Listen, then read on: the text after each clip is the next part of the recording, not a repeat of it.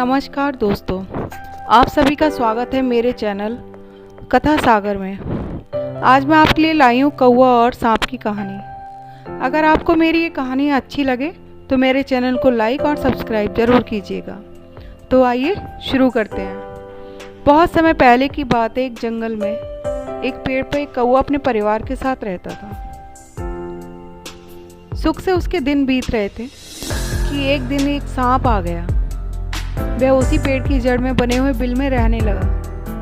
वह सांप हमेशा इस कोशिश में लगा रहता कि कब कौवा अपने घोंसले से उड़कर दूर जाए और फिर उसके बच्चों को खा ले। एक दिन ऐसा आया कि कौवा और उसकी पत्नी किसी काम से अपने घोंसले से दूर गए हुए थे। सांप ने मौका पाकर उनके दोनों बच्चों को खा लिया।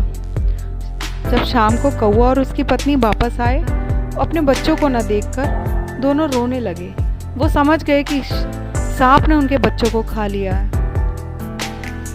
कौवे की पत्नी ने दुखी होकर रोते हुए कहा, अब हमें इस पेड़ पर नहीं रहना चाहिए, हमें अपना घोंसला किसी और पेड़ पर बना लेना चाहिए। कौवे ने कहा, नहीं, हम ये पेड़ छोड़कर नहीं जाएंगे। इस दुष्ट ने जो किया है उसका दंड इसे अवश्य मिलेगा। मैं कोई ना कोई उपाय जरूर करूँगा। कौवे की पत्नी ने कहा, हम क्या कर सकते हैं? वह तो हमें भी खा जाएगा।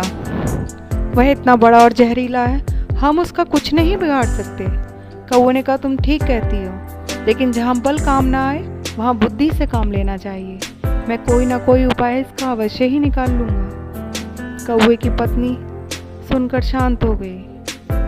कौवा सोचने लगा।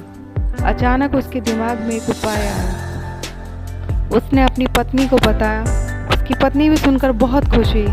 बोली, हाँ, ये ठीक रहेगा, हम ऐसा ही करेंगे। अगले दिन सुबह होते ही वह दोनों दूर सरोवर के किनारे उड़ चले। सरोवर के किनारे पर जाकर उन्होंने देखा कि राजकुमारी नहाने के लिए आई हुई। उसने अपने वस्त्र और आभूषण उतारकर किनारे पर रखे हुए हैं। योजना के अनुसार कौवे की पत्नी ने राजकुमारी का हार उठाया और घोंसले की तरफ ले उड़ चली। जब राजकुमारी और उनकी दासियों ने ये देखा तो वे चिल्ला पड़ी, पकड़ो पकड़ो, वे कौवा मेरा हार लेके जा रहा है। देखो, राजकुमारी का हार लेके कौवा जा रहा है। सैनिकों ने जब ये सुना तो उन्होंने देखा एक कौवा राजकुमारी का हार लेकर उड़ा जा रहा है। वे सभी उसके पीछे दौड़े। कौवे की पत्नी उन लोगों को उस स्थान पर ले गई जहां उस सांप का बिल था। उसने वह हार उस बिल में डाल दिया और छुप गई। सैनिकों ने देख लिया था कि हार कहाँ है। सैनिक उस बिल के पास आए। जैसे ही उन्होंने हार को निकालने की कोशिश की, बिल से सांप बाहर आ गया। सांप को देखकर सैनिकों ने सांप को मार डाला। इस तरीके से उस दुष्ट सांप का अंत हो गया।